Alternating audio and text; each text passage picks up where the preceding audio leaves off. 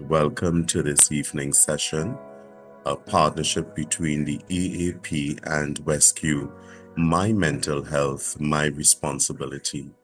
And as the board of directors, we are very passionate about mental health, person's mental well-being, so that once you are able to manage yourself well, address whatever situation you may be going through, it means that you are able to live your life more joy-filled. Let me put out my disclaimer one time. I am having a cough fit in between, so please bear with me. I'm just recovering from the flu. So this evening, I have with me Mr. Daniel Sugdeo, and Mr. Daniel Sugdeo is a trained counseling psychologist with experience in the field of youth education, community work, and administration.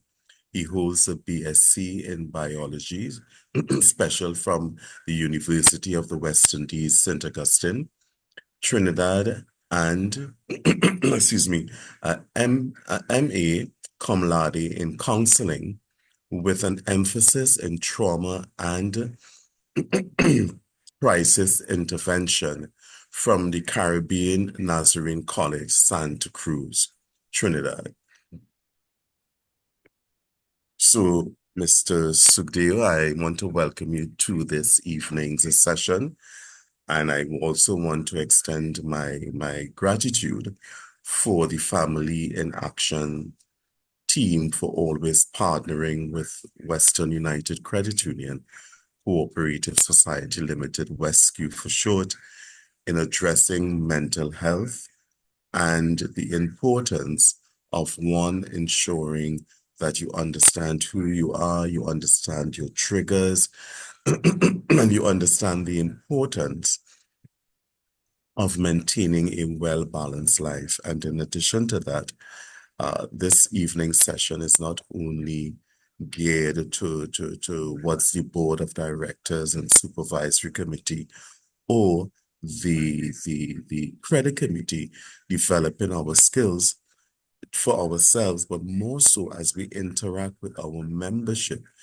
We found it fit that we should be able to identify, not being as trained and as skilled as you are, but at least have a little sense when someone is off and having the tools so that we are able to bring some kind of normalcy to a situation by recognizing that someone is off their game at any particular point in time. Because at WESCU, we firmly believe it is more than just the financial obligation, but it is also about having a holistic approach and a well-balanced life. So I am going to turn the floor over to you so that you can open up and start the discussion. And in between, I would be maybe asking questions or sharing some statistics that I gathered, and maybe you can add some meat to the bone for us this evening. So once again, Mr. Sukdeo, thanks very much for your time and thanks for coming this evening to share with us my mental health, my responsibility. Gotcha. Thank you so much, Mr. Ferret. And a pleasant good night to each and every person affiliated with the WESCU family, the various board members, and as well as the membership. Good night to you all. As Mr. Ferret mentioned, my name is Daniel Sukdeo, and I am a counseling psychologist by training. And I am one of the faces with the employee assistance provider for WESCU, which is Families in Action. We are a team of professionals that's dedicated to supporting the staff team and its membership when it comes to getting that assistance for caring for your mental health. So on behalf of Families in Action, I want to say good afternoon to you all. As mentioned, my task this afternoon is to guide us through a presentation that I've put together with the title that you're seeing on your screen there, entitled My Mental Health, My Responsibility. And so that's in terms of what we can expect it's going to be a presentation, and we are going to cover a couple key components with this presentation. All right. I know that as time goes along, we may have some questions. There will be a time for questions at the end. So let's take a note of any questions that you may have, and we'll address that at the end. If something pops out to you that piques your interest, take a note of it. Additionally, I'm going to put a link in the chat in a moment, and we're going to be a little interactive tonight. So I want to invite your cooperation in that regard. It's not going to be purely lecture style with just speaking and giving content, but I would very much encourage your participation and interaction throughout the session. Okay, and at the end there, we will take any questions that come through. With that link that will be shared, there's also going to be the option to anonymously ask any questions that you may have. I know in doing this for a while, I know that some persons may feel more comfortable to ask a question when it's anonymous. Or if you feel so inclined, you could freely ask the question in the chat right here. So those are the options that we have for this afternoon's session. All right, this evening session, sorry.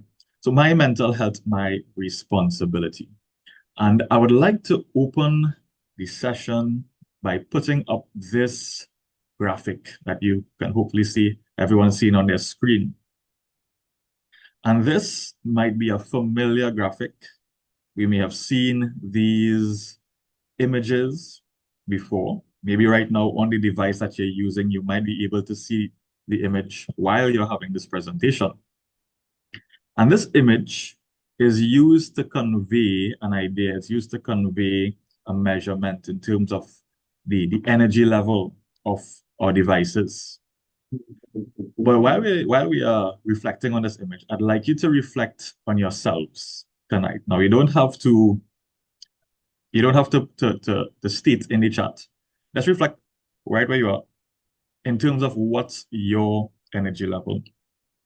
Where would you rate yourselves tonight at this moment as we are having this presentation? Further to the left, we are seeing a battery level that's full. It's energized, and we have the corresponding emoji, as they would call it, to represent that state of being energized, right? And then further along, as we move to the right, we see the drops in energy levels, and likewise with the changes in the emojis.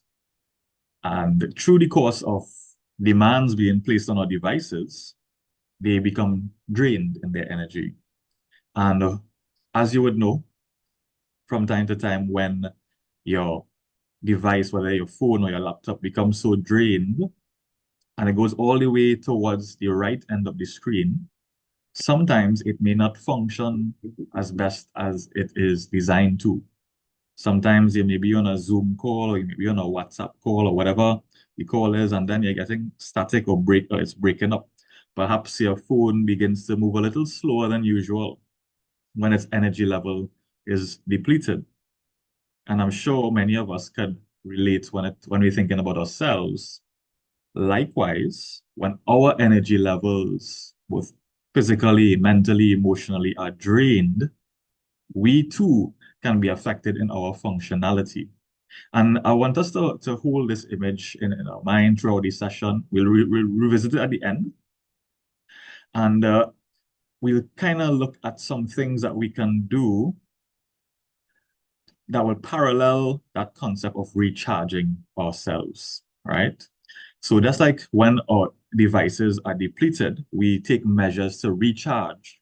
We want to look at some of the ways that we, as individuals, as human beings who are not machines, who can become drained when different demands are placed on us from the various factors. What are some of the things that we can do to recharge ourselves as well, right? So in terms of the objectives, what are some of the things we're going to be dealing with for tonight's session? We want to look at defining mental health. We hear the term, but what does that mean? And I'm very much interested in hearing your unique versions. How you would define mental health. We also want to explore the ways that mental illness may manifest. So, as Mr. Ferret mentioned, one of the things you would like to see is that as persons in various capacities, whether on the board or in various levels of management or in different relationships, you're able to look out for certain signs, things that are observable in your own life as well as in those around you that may be able to signal to you that here's what perhaps this is a sign that someone's energy is being depleted and they may need some assistance or attention in that regard. Next, we want to explore what are the factors that may affect our mental health. What are the things that may either promote positive and well-developed mental health, and what are some of the things that will drain it? And then finally, we're going to learn some practical ways that we can take care of our mental health. All right. So to begin, I have an interesting question I'd like to throw to you tonight. We're going to complete this sentence.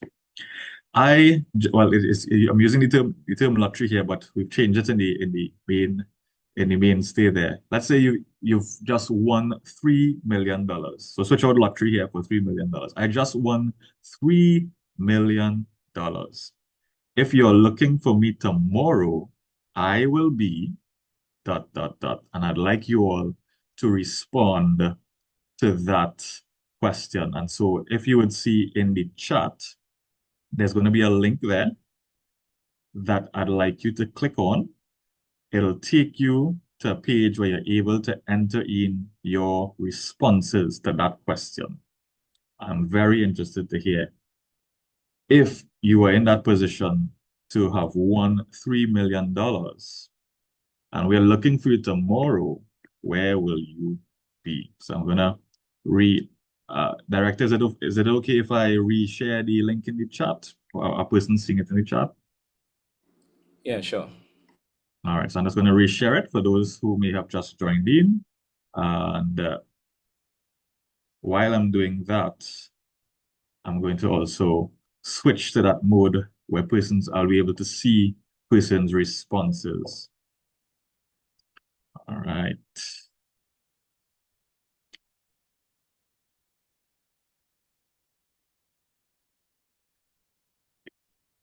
Okay. So you've just won I just won $3 million. If you're looking for me tomorrow, I will be ... Where will you be? Mr. Ferret, $3 million. Where will you be tomorrow? We'll be looking for you. $3 million. Where would I be tomorrow? Please go.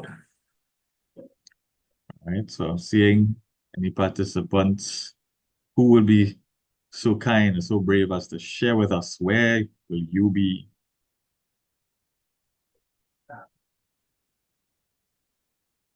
Right, so while you're making your way to the link there, let's think about that. And I know at this afternoon time period, after the work day, for many of us, maybe you might be wondering, what's Daniel asking us this morning, this hour, about $3 million? But let's entertain the question, see what are some of the things you have in mind?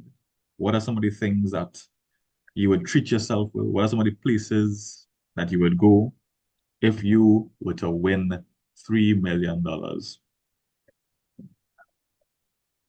If you'd like, you could also share it in the chat as well, if that's easier on your end. Right? I'm seeing an answer coming in. Someone says Curacao. I just won $3 million. If you're looking for me tomorrow, I will be in Curacao. So someone already has their vacation destination in mind. Do we have any others? I just won $3 million. If you're looking for me tomorrow, I will be ...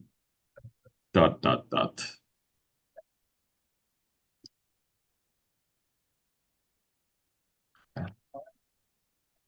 right. Someone says in the chat, I'm on vacation. I would continue to be on vacation and at home.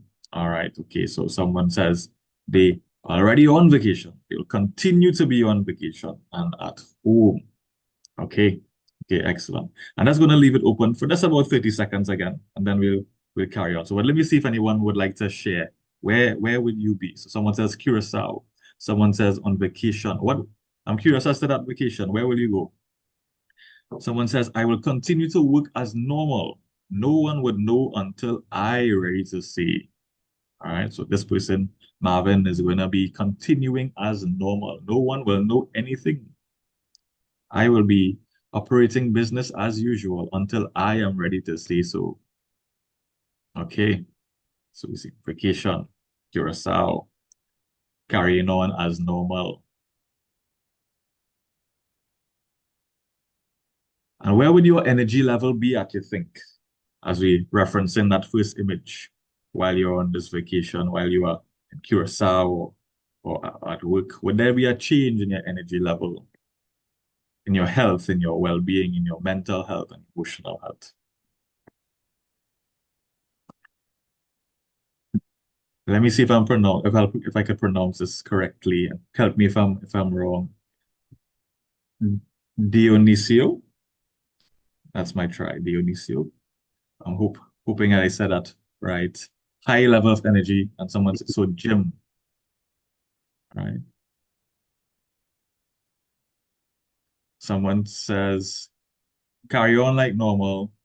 Definitely Tobago will be in the destination. All right, all right, all right. Wonderful, wonderful responses. Thank you so much for sharing those responses there. Some at seeing at work wrapping things up. Okay, someone maybe different persons will be wrapping things up at work and in different vacation destinations. Okay, excellent. Now, I'd like to transition now to the idea of mental health. Now, bear in mind, we're gonna keep that scenario in terms of after winning that lottery, after winning that $3 million, right? We're gonna return to that as well. But what comes to mind when you hear about mental health? Uh, I'm not sure. I believe persons may be able to unmute their mic. Director, am I right? Oh, yes, Yes, I was quite able a to lot. pronounce your name. Yes, Sorry? yes, that's correct. If That's correct. All right. So you could also have that option. But talk to me. When you hear the word mental health, what comes to mind? So we want to use the chat in this instance, as well as you could feel free to perhaps raise your hand or unmute your mic. And Mr. Ferreton and my director will help me here in terms of identifying any contributions we have. But what comes to mind when you hear that term mental health? It's been the topic of conversation, global conversation, for at least the last decade or two or three. We hear the term mental health. Well, what comes to mind? And if you could put that in a word, I'd love to hear what word comes to mind. If you could crystallize it, mental health, a word or two, or perhaps a phrase. Very curious to hear what the Westview family hears or thinks about when you hear mental health. Again, you could feel free to unmute your mic and contribute, or you could type it in the chat if that's preferable. But let's get an idea of from our perspectives, what is mental health? Okay, I'm seeing in the chat the capacity to address adversity. We have a poet, the capacity to address adversity, rhyming and stuff, as well as carrying a message there. The capacity to address adversity. Very good. What else? What other words come to mind? Or phrases? Mental health. What comes to mind when you hear the term mental health? I'll take two more answers.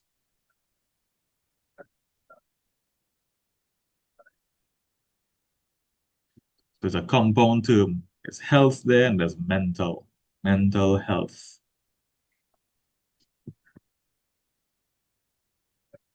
Do we think about ourselves? Do we think about someone else that we've seen? Do we think about the scenario?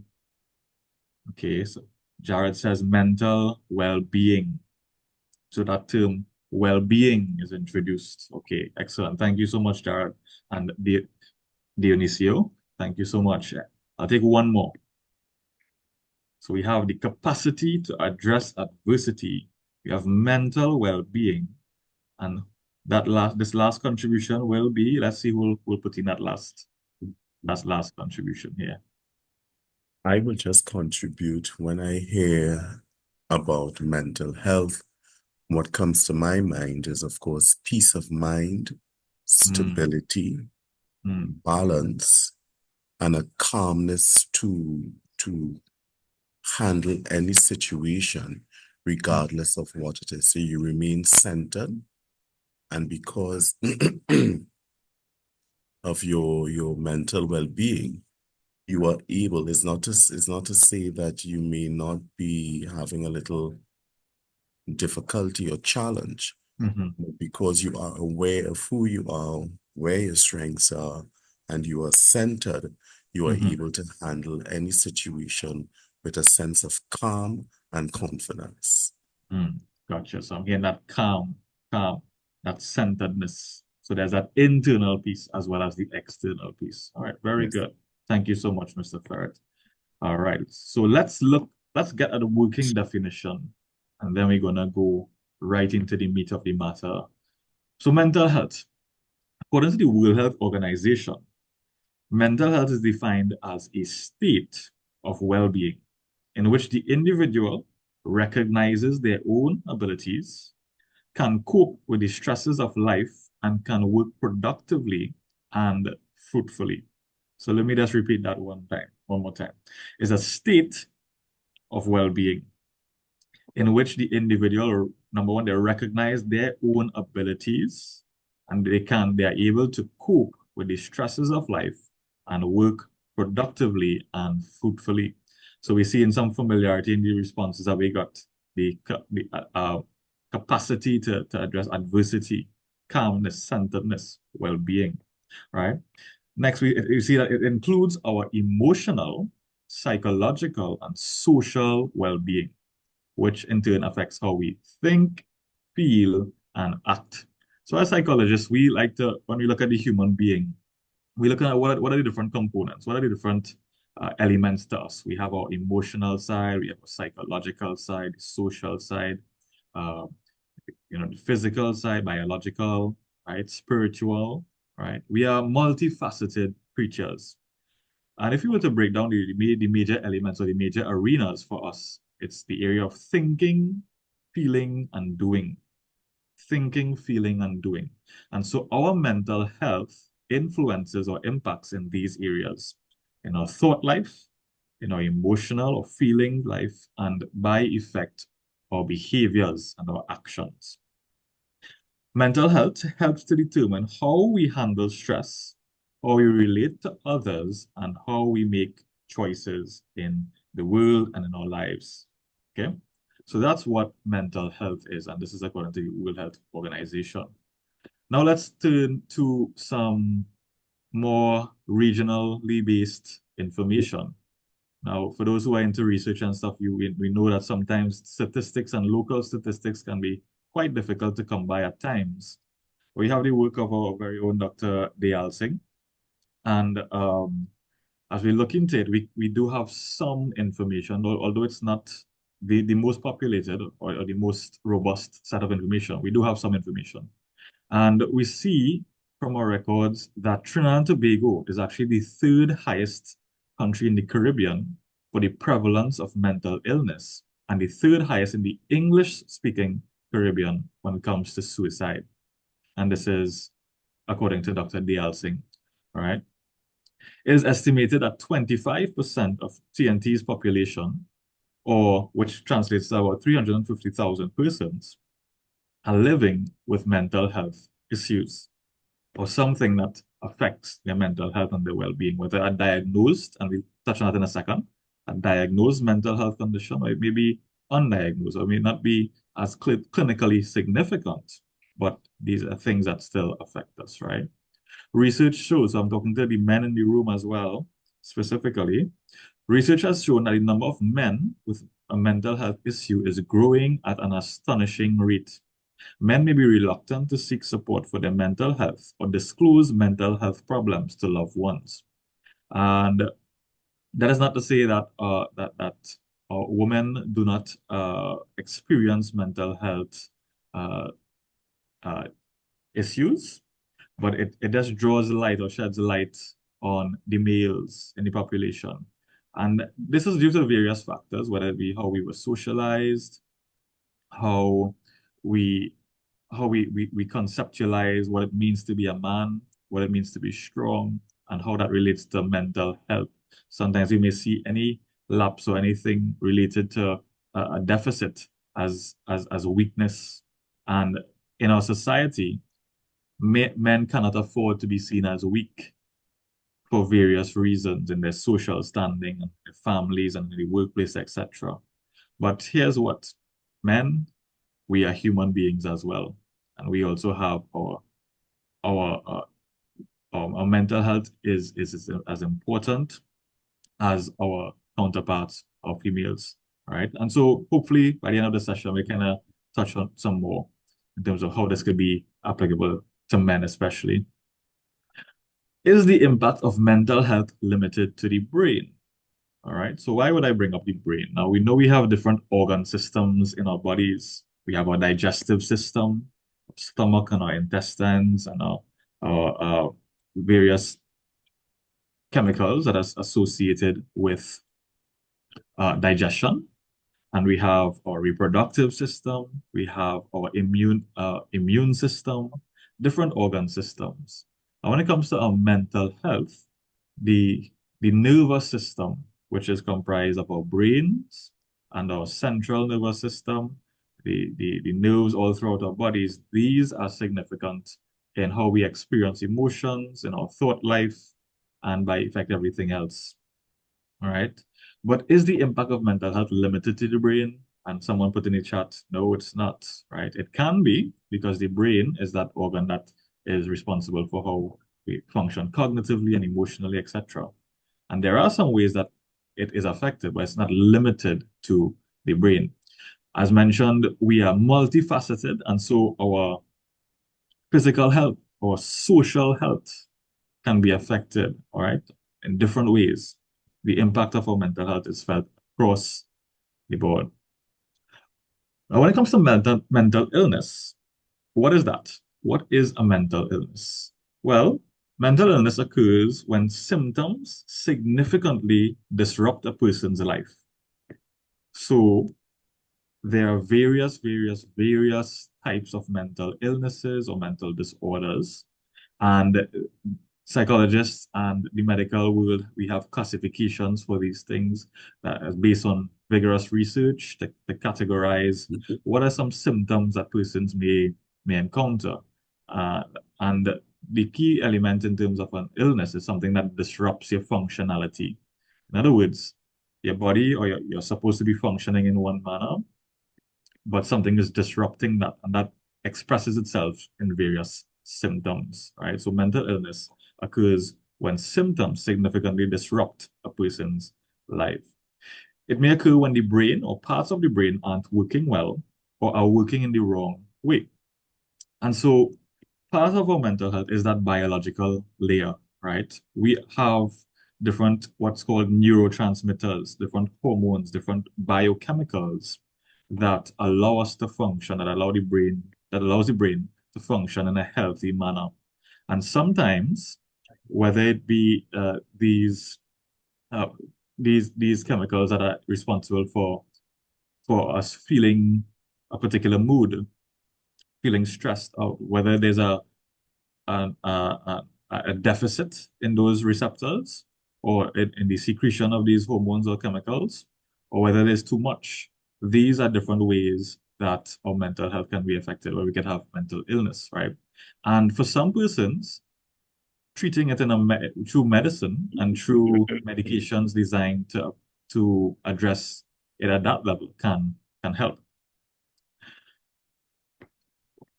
Also, the thing about mental illnesses is it's not often as scary as it seems, right?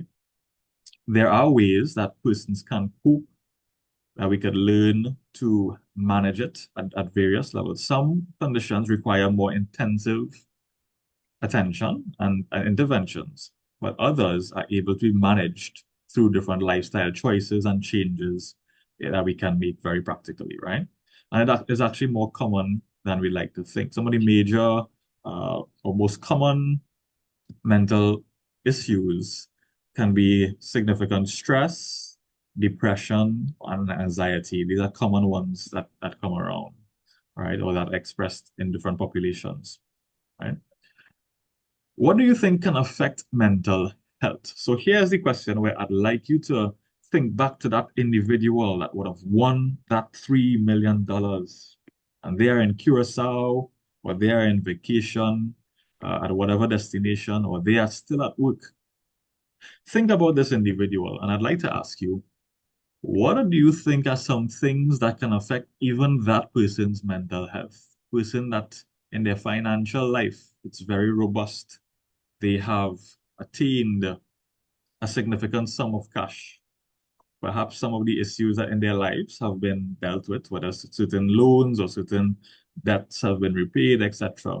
But when it comes to that individual's mental health, what do you think can affect an individual's mental health, even at that level where a person has a significant amount of cash?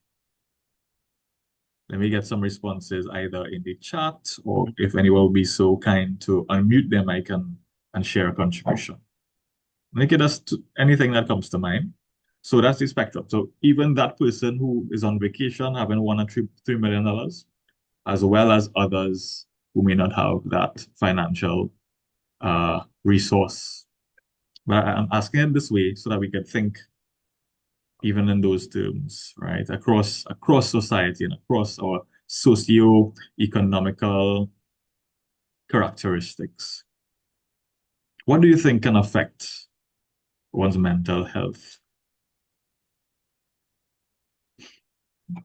One of the things that comes to my mind is anxiety. Anxiety. Anxiety, and that's something that takes many different forms. Let's think about that individual who has won that $3 million.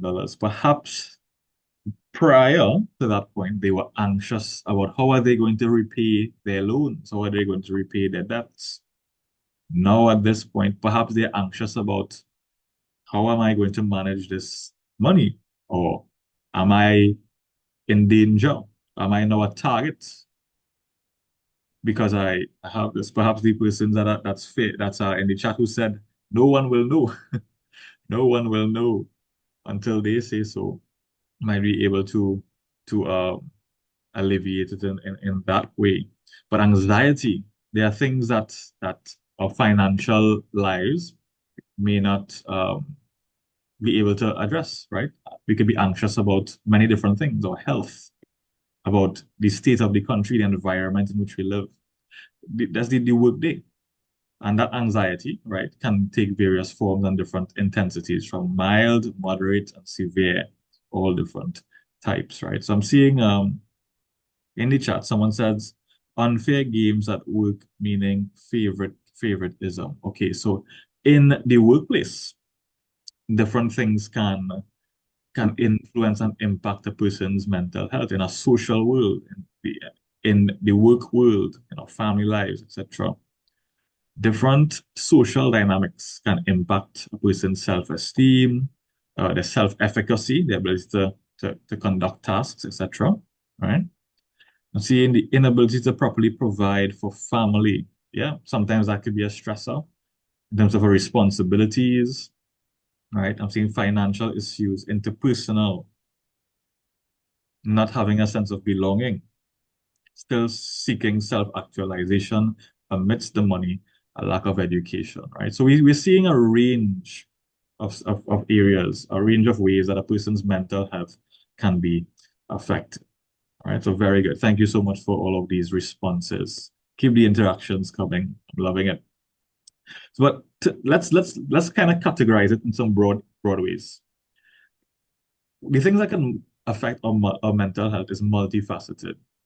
It can be affected by genetics, or environment, or even biological factors in our brain, which is closely linked to genetics as well. So, what is genetics? That refers to our biology. That's DNA, the genes in our bodies that we've inherited from our family and our ancestors that are responsible for how we look physically in different conditions in our bodies, in our physical bodies. Our genetics can actually predispose us to certain conditions, which is a very fascinating field to look into. And similarly, you may have heard of family members or families where they may be predisposed, that word predisposed, to things like diabetes or high blood pressure. Similarly, too, in the mental health arena, some persons can, from their genetics, uh, which are responsible for the production of things like hormones and the formation of our internal organs and nervous systems and things like these. This is one way in which our mental health can be affected. Our environment, right? So this is external to the self, the place in which we are, whether it be physically. Uh, if a person is living next to a very, very busy intersection where there's constantly noise and external stimulus, external things that affect at the level of noise, that can be something that from the environment that affects a person's mental health. What about the social environment? Someone mentioned, the workplace, the family life, the school life, the country that we are part of, the society, the societal issues. To speak on our current situation when it comes to Trinidad and Tobago and the crime situation that we're faced with, just hearing the news, just putting on the news to keep on top of what's going on, constantly hearing about all the terrible things that are ongoing, that can impact us. All right. And so its environment is very multifaceted on its own. And of course, biological factors, even in the brain, if parts of our brains responsible for things like managing our impulses and attention, so forth, are affected, these are different ways that our mental health can be impacted. All right. And again, as mentioned, if you have any questions, feel free to note them and we'll address them at the end. But what does it look like? These are some ways that our mental health, right, or things that can impact our mental health. And I'm just going to address them in from left to right, right? So we have childhood trauma and neglect. We have something called ACEs, ACEs, and that's an acronym that stands for Adverse Childhood Experiences. And research has begun to it has shown throughout the research that oftentimes these experiences that are adverse that persons experience during childhood can have a major impact in the formation of a person's psyche, in the formation of how they develop their coping strategies, in how they think about themselves, and how they treat with others. Childhood traumas, childhood neglect can impact our mental health. We have abuse of various forms, physical abuse, right? Physical assault, even emotional abuse, things like sexual abuse, different types of abuses can definitely impact us. We have experiencing discrimination and stigma. And so as I go through, even some of these can fall into the category of abuse, right? So in the social world, am I belonging here? Am I being treated with dignity? Am I being treated with respect?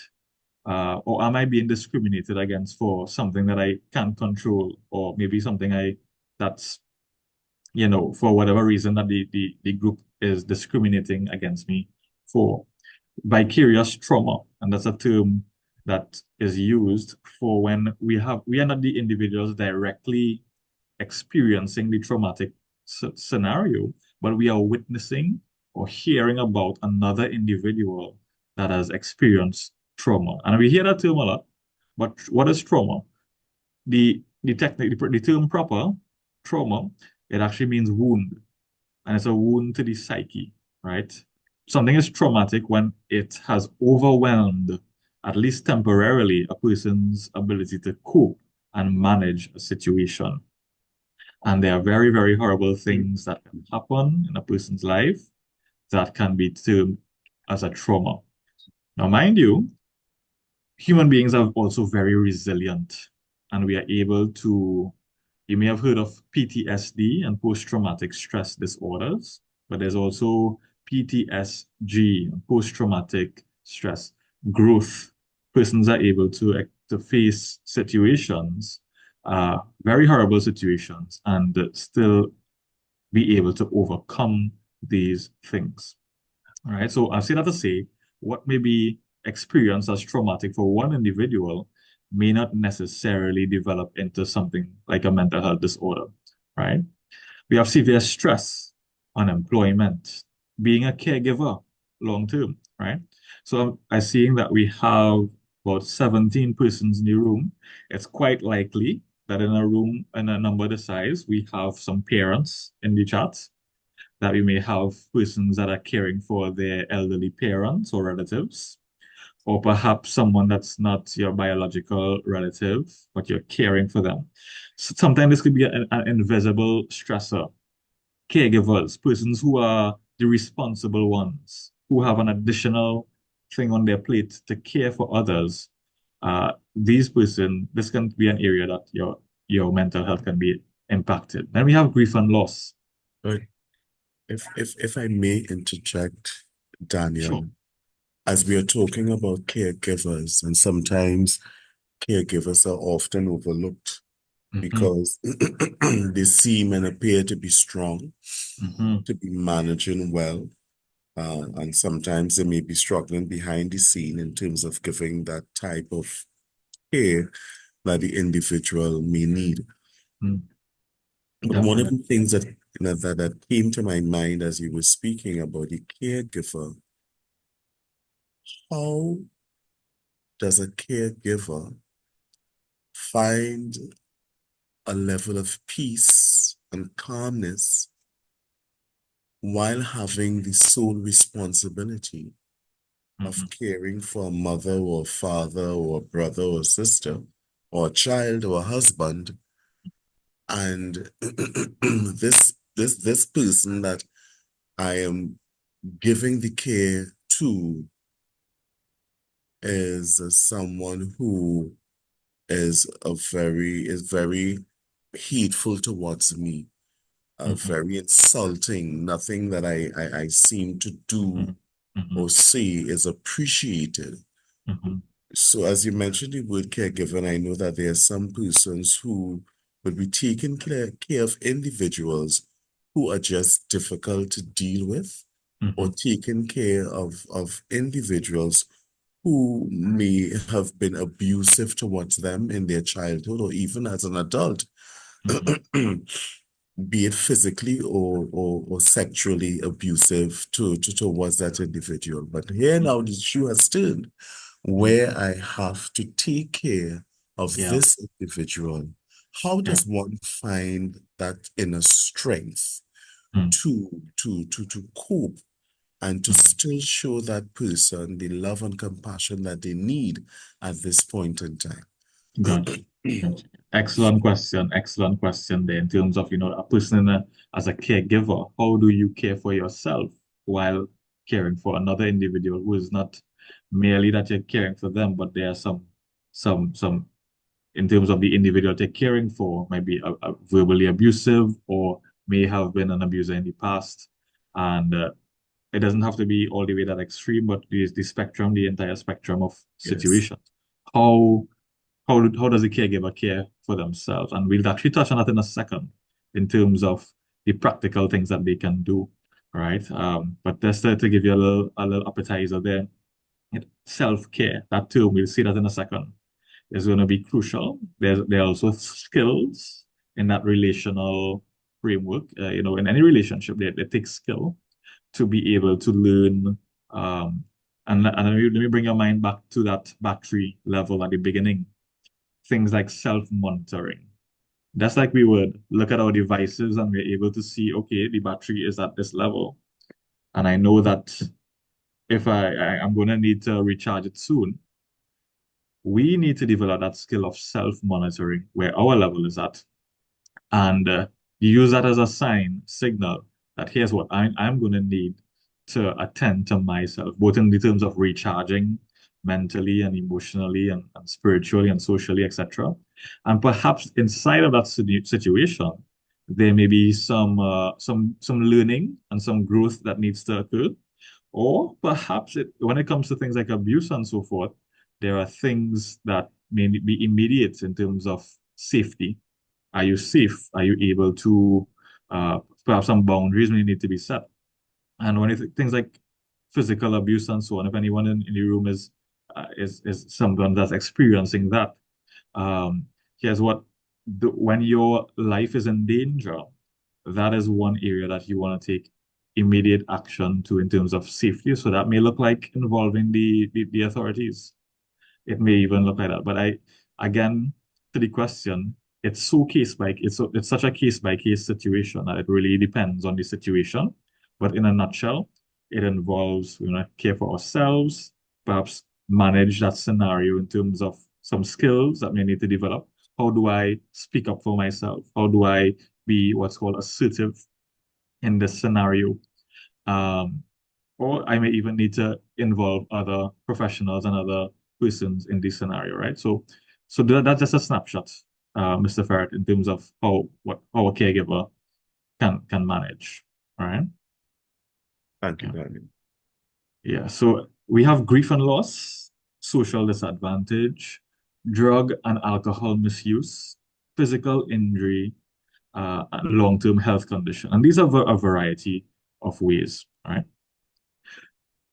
Our mental health is rarely, if ever, caused by just a singular distress. So a mental disorder, mental illness. It's rarely impacted by just one thing. It's affected by our life experience and how we cope and perceive experiences. It's not the result of personal weakness in personality, right? So hear me here. Just because a person is experiencing anxiety or stress or find it difficult to concentrate in that scenario, this does not mean that that individual is weak. It doesn't mean that this person is somehow lesser than the next person who isn't experiencing that. What it is reflective of is that here's what this person, who is a human being, is experiencing a set of circumstances that may require some further attention to address and be able to cope with the necessary demands in his or her life at that moment. Right? It's when I talk about trauma, statistics show that it's likely that many persons or most persons in their life will experience at least one significant, what can be termed as a traumatic incident at some point in their lives, whether early in life or whether later in life, right? And I say that to say that as human beings, it's not something that's we're not isolated in that experience. It's part of the human condition in terms of the lives that we live. Even the person that won the $3 million, or even the person who is really struggling financially, right? So which brings to the next point here, not solely caused by poverty, yet it can be a contributing factor. And I noted in the introduction video at WestQ the importance of financial health and well-being, and how finances can be a major part to our lives and our health, because it gives you access to healthcare, it gives you access to different resources, etc. And so as a result of that, poverty and the lack of these financial resources can impact in that way, right? But then also nutrition, right? So we are biological creatures, or intake in terms of what we put into our bodies, different substances or food or diet. These things can impact our health and our well-being as well. All right. Does mental health only pertain to adults? what would you say? Do only persons ages 18 and above experience mental health conditions or mental distress? What would you say? So, I would say no. when it comes to our children, on a global level, 1 in 5 of the world's children and adolescents have a mental disorder. So when I say mental disorder, we're talking about a diagnosed condition. And diagnosed means from a professional who's been able to assess through various means to say, here's what this individual is experiencing symptoms consistent with this identified disorder, right? Approximately half of mental disorders begin before adolescence or the age of 14. Some of these include attention deficit hyperactivity disorder or ADHD, autism spectrum disorder, generalized anxiety disorder. Some even begin during adolescence, right? So things like major depression, obsessive compulsive disorder, eating disorders, panic disorders. Most people with mental health concerns live productive and positive lives while receiving treatment. So that is to really highlight the fact that here's what, just because a person has received a diagnosis, that is not the end of the world. That is not a life sentence. And there are persons who may have been experiencing or may be currently experiencing a diagnosed mental health conditions, but they're able to live productively and fruitfully, attending to their needs, they're providing for their own and their family needs, functioning in society very successfully, even though they may be exhibiting or experiencing certain mental health conditions. Right? Let's look at some warning signs that we could look at identifying in ourselves as well as in others. We have eating or sleeping too much or too little. Now, folks, when it comes to feeling distressed or experiencing any sort of impact on mental health, this is something to look out for. And that's because our appetite and our sleeping habits and our sleeping hygiene, these are the first things oftentimes to be affected and the first noticeable things when we're experiencing some risks to our mental health. We may have drastic changes in behavior, right? So bullying, micromanaging, aggression. Sometimes we're able to manage and we're able to function well when we are in a good place, right? But the moment that we are stressed, sometimes the things that we would have dealt with very fine, right, in terms of a co-worker's mannerism or family members' comments, it would not faze us at all. But if we are in a state where we're in distress, all of a sudden these things can really impact us. And you may find someone flying off the handle, eh, behaving in a manner or responding in a manner that's not characteristic. These are some drastic changes in behaviors that can be observable, right? We have smoking, drinking, or using drugs more than usual. So a note on this, like it's called substance misuse. And from psychology, we learn about something called the pain-pleasure principle. And in a nutshell, this tells us that here's what, as human beings, our reaction to pain, perceived pain, is to move away from that pain and towards some sort of relief. All right? We don't like to experience pain. We want to move towards pleasure. It just so happens that for whatever reason, whether it be through socialization or through experimentation or whatever other reason that would have led up to the usage, persons may have selected a certain substance that they recognize, hey, when I partake in the substance, it makes me feel better. And it just so happens that because of the chemical makeup of these substances, it could lead to an interaction with our bodies. Remember, we are biological creatures. It could lead to an interaction where we require more and more of the substance to eliminate the same level of stress or to attain a past level of pleasure. And over time, without sometimes very subtly, a person may not realize that their finances and their time and their attention is being used up more and more on the use of this substance that at first was pursued to help with some stress, but now it has evolved into a behavioral pattern where they require more and more of the substance in order to manage and deal with that pain, right? And that's where we have things like addictions coming into the picture, right? But I want you to hear that sometimes your reasoning for that could be based on that reaction or based on that choice to move away from that pain towards a sense of pleasure, right?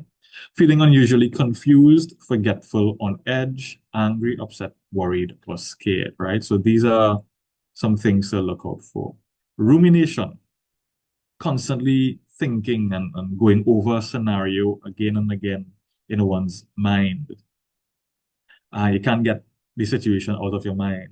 You're finding yourself thinking about it over and over. The thought is like on a loop almost in your mind. That's called rumination. And it gets the term from these mammals, these cows, that they actually have four stomachs, or I think it's a stomach with four compartments. And they chew the cud. They chew their meals again and again and again. And they're called ruminants. So they would chew on that and chew on it again. That's where we get the term. So like a cow chewing on its cud again and again, sometimes mentally, we may find ourselves ruminating on a particular worry, a particular scenario, right? When we have panic and anxiety attacks, which can be very, very distressing for some persons experiencing that, almost like disoriented, and can sometimes require some more immediate attention, right? For those who are familiar with that, they will understand what that's like. I was going to run through some more here. We have having low or no energy. So back to the battery level. The battery is drained, right? Feeling numb or like nothing matters. So whereas some persons may experience drastic changes in their feelings, others may not feel anything at all, right? The things that used to give you pleasure, the different hobbies and scenarios no longer do so. Feeling unusually confused, forgetful, on edge, right? Angry, upset, worried, or scared. Keyword there, unusual, right? It's out of the ordinary. And it may be traced to some scenario or situation in your life. Yelling or fighting with family or friends, so even the closest ones to us, maybe the ones that we end up in fights with, or maybe the ones that affect us the most, right? Thinking about harming ourselves or others, which is called suicidal or homicidal thoughts or intentions, right? Again, going back to the pain pleasure principle, most times when a person is suicidal, it's not that they want to kill themselves, it's not that they want to die, it's that they want to move away from some perceived pain. And in their mind, they see no other way to get rid of this pain or to stop feeling that way than to harm themselves or perhaps another person, right, who may be the source of that. These are some signs that we want to look out for. Of course, and then we have the inability to perform daily tasks, right? We find our day-to-day functioning being affected, right? So, And as we talk about being suicidal, Daniel, and looking at the WHO, the World Health Organization said that suicide is the fourth leading cause of death on a global scale between the ages of 15 to 29, and especially higher amongst girls and young women. And I always think when we hear about suicide, it is so final. And hence the reason why we are here this evening, sharpening our skills so that we are able to identify these different emotions, be it in our friends or in our families, or maybe we are sitting and we are having a conversation with a member, that we are able to identify when that person is a bit off, and maybe some word or some encouragement. Or as you know, we refer our members as well to the EAP for counseling. And maybe at that time we can do a referral, and that may save the lives of someone. Yeah. So being able to identify and being able to sensibly deal and handle skillfully deal with these situations, I think is of paramount importance that we develop our skills and we become very vigilant as to when we are interacting with our friends and our family members, and learning all these different, oh gosh, excuse me, learning all these different signs. I would be able to increase our ability to sense and to identify and to skillfully talk or coerce persons to be more open and forthcoming with us as to what they are experiencing at any given time. Yeah. Yeah, gotcha. And of course, as mentioned, it's not that you're being asked to become a professional psychologist in any manner or any by any stretch, but what you are able to do in your capacities is, as I said, be able to identify what are some potential signs, and then be able to direct these individuals to where they can get that professional help. All right. And so it's very important to be on the lookout for sudden changes. And perhaps that's a topic we could explore further, because there's quite some more information directed to suicide itself that we could be on the lookout for, right? I also want to say that if that is something that you yourself may be struggling with, that's in this call, um, it it is, of course, something that is understandable. As I say, we have in our local colloquial phrasing, and I believe it's more global as well, but who feels it knows it. And as I mentioned, persons who may be experiencing suicidal ideation, don't hesitate to reach out to these different means that you have access to, trustworthy and confidential spaces. And I'll share at the end some contacts and ways that you could contact. And of course, with Mr. Ferris and the team, if you want to find out more information in terms of how you can access mental health care, you can do so, both privately as well as publicly through the healthcare system, as well as various capacities. Yeah. And I am very glad that you, and I hope people are hearing it, because my voice it seems like it is getting worse. But I just want to share something as we go ahead, and I'm glad that you touched on that, because it is important as well that we understand who we are as individuals, and that we feel comfortable to cry out for help when we are feeling overwhelmed. I read something, and I'm just going to just share it very quickly. And it says that in 1902, the psychologist Charles Horton Cooley wrote, "I am not what I think I am, and I am not what you think I am. I am what I think you think I am." And if we ponder on that, a lot of us walk this life's journey trying to fit into somebody's mold of who we think that they think that we are. So we are living out someone's perspective of who we are. And that in itself is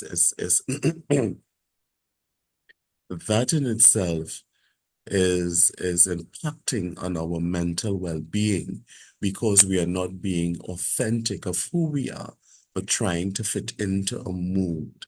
And there's some of us who grow up with that into adulthood, maybe even to the point where we are going back to our creator and not have not really lived our true, authentic self, but live in a box of who people perceive us to be, and we try to live up to that. And I Mm. think that this whole discussion this evening, I want it to be a discussion where people can free themselves and truly live their lives authentically as well. I Gotcha. just thought I must stick in that pin there. Yeah. Yeah. Thank you for sharing that, Mr. Ferret. And that speaks to, that perception. And that's a really important word in the mental health space, perception. How we perceive ourselves, how we perceive our surroundings, or how we fit into world and existence, and all of these things, how we perceive others, how we think others perceive us, can also impact us, right? So I'm mindful of the time. And so what I want Yes, to it do, is now 7:35. Yes. I want to, I'll cover some more signs some to look out for, and then I'm going to jump into the practical ways that we can attend to our mental health. And then I want to also have that time for questions as we wrap up. So if you have questions, keep them in mind. And feel free to put them in the chat if you think you may forget, and we'll address them at the end. So continuing along, all right, with the warning signs, here are some things that we want to look out for, right? Sex drive changes, fatigue, back pain, right? Headaches, sweating, increased heart rates, weight gain or weight loss, changes in eating habits, digestive problems, chest pains, right? Now you may wonder, like these things seem like something I experience on a day-to-day basis, or perhaps it's maybe due to a different scenario. It's not saying that okay, every time your back is hurting that means you have a mental health condition. No, it's you're looking for sudden changes, or maybe it's chronic changes, things that have been in relation to perhaps an event or a change in our lives, or it could be accumulative over the time, right? But these are some things that we want to look out for. As we turn now to taking care of our mental health, I want to assure us that taking care of our mental health is more doable than you may think, right? Some simple things that we can do constitute taking care of our mental health, right? So, and first I have here connecting with others. Support systems are vital. As human beings, we are social creatures. We need each other, and we need that sense of identity, a group identity that I belong, whether at the family unit, the organizational unit, or whatever quote unquote tribe that we belong to. That's a source of, or a positive source that can impact our mental health positively, right? Connecting. Now, in this call here, we would have extroverts and we would have introverts. We would have persons who like to recharge by themselves. We have persons who like to recharge by hanging out or going on a line, right, with others. We all have different capacities or different appetites for the social world and social well-being, and that's okay, right? But each of us, even if it's way less than others, we do uh, need, or we can benefit quite a lot from our social support, even if it's one individual. Um, this is important to our mental health and well-being. Helping others, right? So sometimes in terms of turning our attention away from our scenarios and our issues, the act of helping another person can reorient and redirect ourselves away from the issue at hand to um, solve some problems in another arena. And by effect, we develop that skill, we develop that capacity to solve our own issues. Now, again, there are extremes in everything, because there are some persons who are the natural caregivers and the natural strong persons, that you are the individual that cares for others. You are the individual that helps others. When things are in crisis mode, you look out for others. But um, you have not been looking after yourself. All right. And so I don't want us to go to the extreme as I'm saying these things here, but just to be mindful. For some of us, where we are ruminating and we're preoccupied in our own minds, helping others can be a means, a very practical way of caring for ourselves, right? We are getting enough sleep. This is of vital importance to overall health and well-being, right? We need, as we recommend, 8 hours of sleep as recommended, but we know it varies depending on your age and stage of life. Sometimes persons who are older may require less sleep. Sometimes persons at various life stages may require some more. So sometimes 6 hours, sometimes five, between 6 and 8 hours is the usual recommendation. And then getting professional help sometimes. So here's one concept I'd like to introduce to us. And it's called mental hygiene, right? Mental hygiene. And we may find a familiar term in dental hygiene, right? So think about our dental hygiene, your teeth, as we take care of our mouths and our teeth. There are things that we do to take care of our dental hygiene. We can brush our teeth, we floss, we use mouthwash, and these are things that are recommended to take care of our dental hygiene, sorry. And these are things that are practical, things that we can do on our own. But there are some things in our dental hygiene that we may not be able to address on our own. If we have an impacted wisdom tooth or an extraction is needed, for those things, we may require the assistance of a dentist, a professional. Likewise, when it comes to our mental health, there's the mental hygiene, the getting sleep, the looking after our thoughts, the attending to our leisure and self-care activities. But there are some things that may require that professional attention, right? When it comes to some more mental health disorders and so on. So what does that mental hygiene look like? I have a very practical exercise for us to do here. So right where you are, we're gonna practice this together. This is called box breathing. And our breath or breathing is one of the things that we have control over in almost any situation. For some who may experience panic attacks or asthmatic attacks and so on, there's a caveat there, right? But oftentimes, our breathing is something that is often overlooked. But it's rooted in our biology. When we are stressed and we experience that fight or flight mode, our breathing becomes shallower and our body goes into that tense mode, getting ready for action, right? But when we are in a relaxed state, our breathing becomes deep and slow, and it signals to the brain that here's what we are no longer in danger. We are able to relax now. And so sometimes if we are in that anxious state, or if we are in that stressed state, using a relaxation exercise like a breathing technique, like this one I'm about to show us, can be a very practical way that we can cope and relax in those situations, right? So it's called box breathing for the obvious reason that it carries the 4 steps like a box here. And as we can see from the screen, there are 4 steps. When it goes horizontally, that's either breathing in or breathing out. And when it goes vertically, that's where we're holding. So I'm going to restart the graphic. And we are going to all together breathe in when the circle is on the top of the box. You're going to hold it during that interval. Breathe out or exhale as at the bottom. Then hold it out. And then we're going to continue the cycle. So for time's sake, we're going to be able to do 1 round.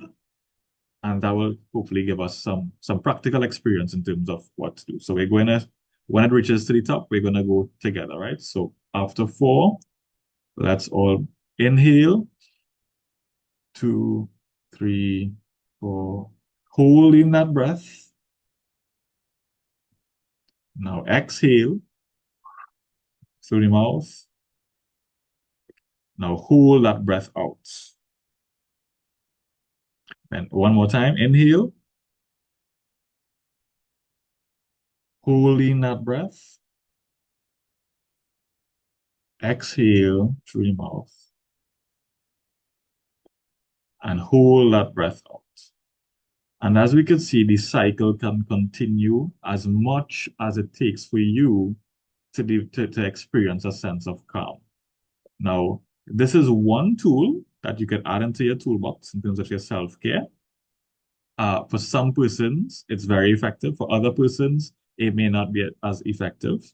However, it's one tool that you can have in your toolkit as you begin this journey of your mental health and your responsibility, understanding that there are things that I can do to attend to my mental health. And as I develop these different ways, I'll be able to attend to that, right? So let's look at some other practical ways, and then we'll jump into some question and answers. So the ways that we could manage our mental stressors. Identifying our needs. This is number one. We may have an emotional need to feel accepted or heard. We may have a tangible need to have more help around the house, etc. Identifying our needs is akin to that first slide where we are looking at our battery level. We're looking at where is my level at? And what are the things that I need to be attended to? So that's number one. We're going to identify what are our needs. Then we want to focus on our circle of control. And this is the concept, right? There are things that we have control over, there are things that we can do something about, and there are things that we can't. And the more we think about the things that we can't control, that we experience distress. But if we had to focus our attention on the things that we can control, this can set us on a path of progress, allowing us to gradually achieve some wins and develop some progress in those areas, right? And after we identify our needs, we want to honor our needs. So filling those needs. So perhaps we may need the skill of asking for what we need, communicating, etc. Get moving, right? So we are physical beings. So when highly stressed, moving can help pump more blood into the oxygen and more blood and oxygen to the brain and shift our senses and surroundings to feel grounded and safe. What kind of movement you do depends on your preference and circumstances. So not all of us may be able to hit the gym every day after work or before work, etc. For you, it may look like taking a lap around your room. It may look like being in your garden. It may look like going for a walk around the park. For others, it may look like lifting weights or doing marathons and these things. But exercise is one of those things that has ripple effects across all areas of our health, including our mental health. The release of endorphins and hormones that help us to cope with stressors, etc., right? Being kind to ourselves, or inner monologue, or inner voice, right? Treating ourselves, speaking to ourselves as though we are someone that we love and that we care for. Because there are some persons that speak to ourselves. You speak to yourself way worse than you'd ever speak to anyone else. Sometimes, as the saying goes, we are oftentimes our worst critic. And so that's an area we want to be mindful of. What is your internal monologue like? Is it encouraging? Is it helpful?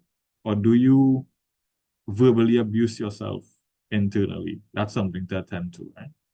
And then oftentimes practicing another point of view, considering what we'd say to someone in the same situation, understanding that there are different perspectives and ways that we can view situations can assist, right? So with that, I now want to open the floor for any questions that you may have. And if no questions, I would also be very interested in hearing what's your major takeaway, right? So as you do that, and as anyone prepares for any questions, you may either type it in the chat or unmute your mic and ask. And while you're doing that, I want to also remind you that I'll be sharing a slide soon in terms of if you require further support, how you can access that support. So maybe I'll end off with that right before I hand over to Mr. Ferret. But for now, whatever questions that you may have, you can feel free to ask those. I'm also seeing that there's a question and answer option in Zoom here that you could feel free to type that in there as well. Right? So perhaps it's something I said on one of these slides, something you read, or something that you always wanted to ask or you're curious about when it comes to mental health. And that's to reference the topic and the title. I find this analogy very helpful. And it's the saying that here's what: you can't pay someone to do your push-ups. You cannot pay someone else to do your push-ups. So if you want to work on our physical health and you want to build some muscle, we can't delegate that task to another individual to say, here's what, I want to gain some muscle, so please, I'll give you $100. Please do 10 push-ups for me. We can't reap the benefit of that exercise by paying someone else. Likewise, when it comes to our mental health, we can't pay someone else to do our work, to do our inner work and our mental work, right? We are the ones that have to take responsibility for attending to our own mental health and well-being. So I'm seeing a question here. Can someone be unaware that they have an issue? Excellent question. Can someone be unaware that they have an issue? And I mentioned a word earlier in the presentation, which is perception. And it's very much the case that what may be considered or perceived as problematic for one individual may not be the case for another, right? Now, it is very likely that, so to answer the question, yes, you can be unaware that you have an issue, but when you say the word issue, that's a very broad term, right? And specific to mental health issues, yes. So there are oftentimes something can go undiagnosed, sorry, for a long time period. There are things like adult ADHD and adult ADD, which refers to persons who, for all of your childhood and all of your teenage years and through your schooling, etc., you may have found it incredibly difficult to concentrate and to focus and to stay on task. And some persons, after visiting a professional and they do an assessment, they're able to say, hey, you know what, you are displaying or you are exhibiting the symptoms of ADD or attention deficit disorder. And it could very well be the case that a person can have an issue in that way, right, and not be aware of it because they've been functioning. It hasn't been affecting their functionality, right? So is that possible? Yes, it is possible. But I also want to be very mindful in saying that because I don't want you to go diagnosing yourself. That's something that you don't do. Don't diagnose yourself. Don't diagnose the other persons, please, in your communities and in your areas. But you want to look for these signs and you want to suggest and nudge. Here's what. Maybe this may be something to explore. Let's see if there's something there, and you could talk to a professional who's trained in be able to spot these signs and symptoms and offer a pathway in terms of addressing them, right? But that being a very broad category there, yes, persons can be unaware that they're experiencing a depressed mood or clinical depression or a clinical anxiety. And I use the word clinical because what I don't want us to hear is that, okay, I'm feeling sad, that means I have depression. Or I'm feeling anxious, that means I have an anxiety disorder. No, there is a difference between a mood that's very normal and very natural. As human beings, we have emotions, and a mood disorder, right? And that's where there's certain criteria through the research and through observation of the human condition over time. The clinicians have identified the time periods and the extent and the severity of these symptoms to be classified as a disorder, right? So thank you for that question, Mahalia. Mr. Fred, I think I heard your mic. Is it that the difference between a normal sense of sadness or anxiety and there's a difference between diagnose, so I'm using that word loosely, in terms of anxiety and depression and sadness. Is the difference is that you just can't seem to dig yourself out of or to lift yourself out of that sadness, that depressed state. And like the more you make an attempt to come out of it, is the deeper you sink, and it goes on for days on end. Is that a safe analysis of differentiating between what is a normal sadness as opposed to a more intense or engraved sadness that you just can't seem to shake at all? So excellent question, and there's there's a couple elements that you incorporated in that question in terms of can't seem to shake, right? There's that term, you can't seem to shake it, and then you talk about going on for some days and some time, and so you're asking the question, what's normal and what's perhaps abnormal or beyond that's irregular. So when it comes to what's termed as a normal side experience, right? You look for things like if it's appropriate to the situation. For example, if a person has lost a loved one, right, and they are grieving and they are experiencing a depressed mood for a few weeks and months, etc. Grief is something, it's its own beast, so to speak. But in the wake of a event that's observable and identifiable, let's say here's what, okay, this is a situation that's sad, that it's an appropriate reaction to experience the sadness too. We will and it's able to go away, right? When the usual coping strategies have been used, you give yourself some time, you sleep, you get your appetite, you get your meals in, you engage in your usual self-care habits and routines, and you experience a difference and a change, that will be termed as more normal. What do you want to begin to look out for in terms of something that would require some more attention or more professional help? Is if it's beginning, you see functionality, if it's reaching a point where it's affecting your ability to cope, your ability to function in your usual responsibilities. So that's one thing we look out for. The second thing is you want to look at the time period, right? So there are some things that would subside within a matter of weeks or months. But when you're talking about something like 6 months plus, that's a time frame that we would look at to say, here's what perhaps we need to look in further and assess whether there may be something more here. All right, so time frame, and then you talked about that feeling of that inability to get yourself out of it, right? So that speaks to you've been trying to cope, you've been trying your usual ways and methods to deal with it, but they have not been effective in this case. And that could very well be a sign that there may be some underlying things or some more attention maybe be needed in this case. All right. So I hesitate to say yes, clearly that, okay, this is definitely a sign because it's very case by case basis. But those are some things you want to look out for. Functionality.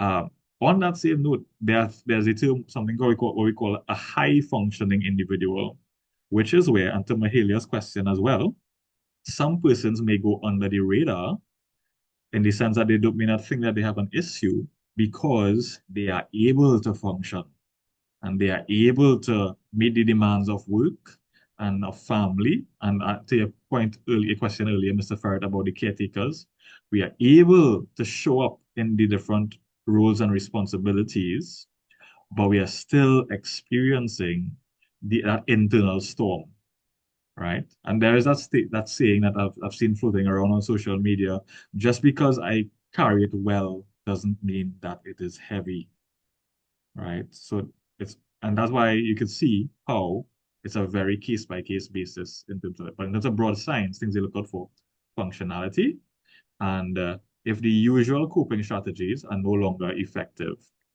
all right, and then of course the time frame.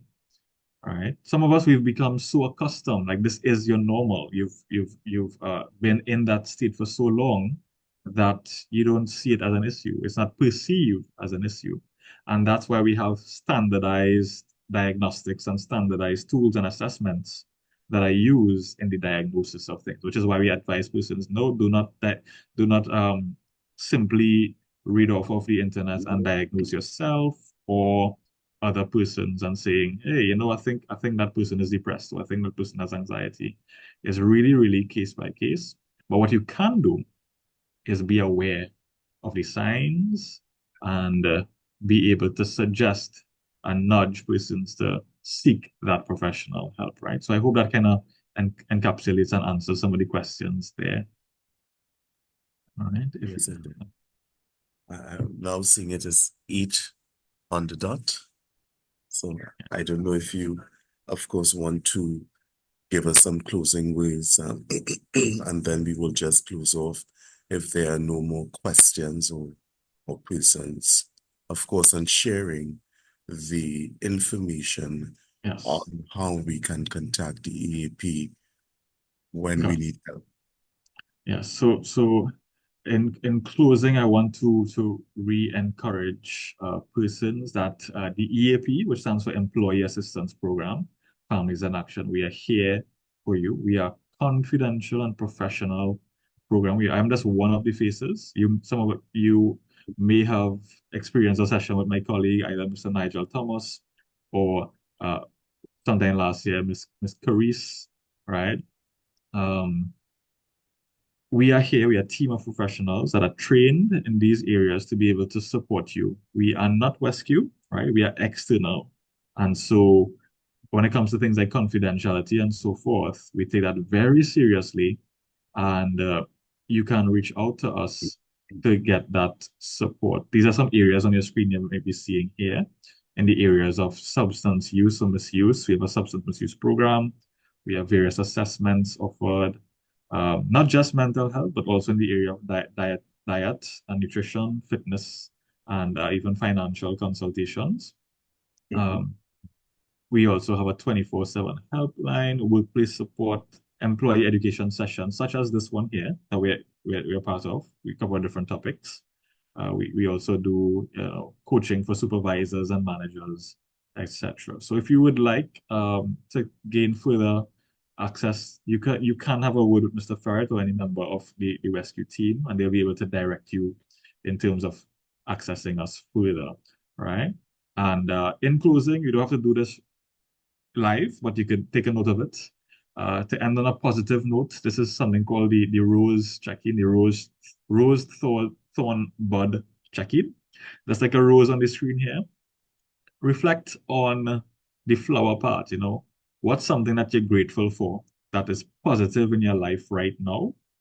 And then the bud, something that speaks to potential, that's blooming, that's upcoming. What's something you're looking forward to, or that gives you hope or motivation or inspiration right now? And then the thorn, what's something that's challenging or stressful that you could use some more support with right now, right?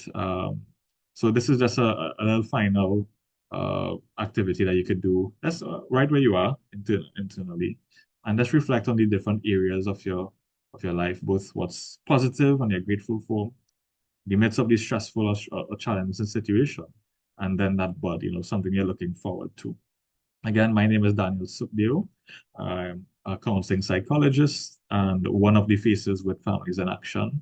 And I really hope that as we leave the session, that we gain a better understanding of what mental health is, the different things to look out for, and of course, some of the practical things that we can do to care for mental health. And so with that, I want to hand over to Mr. Ferret, and thank you so much all for your time and your attention. And I do wish you all a good night and an enjoyable rest of the week. So, Mr. Ferret, back to you. Thank you so very much, Daniel. And I want to thank you for the time that you would have taken to spend with us this evening to sharpen our tools, not just for our members or families, but also for ourselves as well.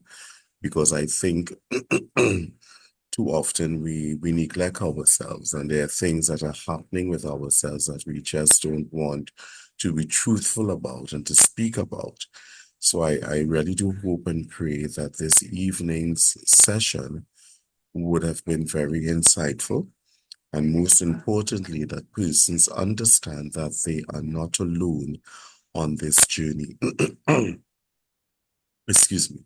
So I want to thank you again. And as we made the commitment of for 2025, every quarter we are going to be doing something on mental health so that we will have more time to discuss the various aspects of it, and persons would become more engaging and would be able to address their personal situations, be it at home or those who are teachers in the workplace as well, because we really do need to understand how to operate and function in a hostile environment as we go into the workplace. So I want to thank you so much again. So have a good night, everyone, and thanks for your time.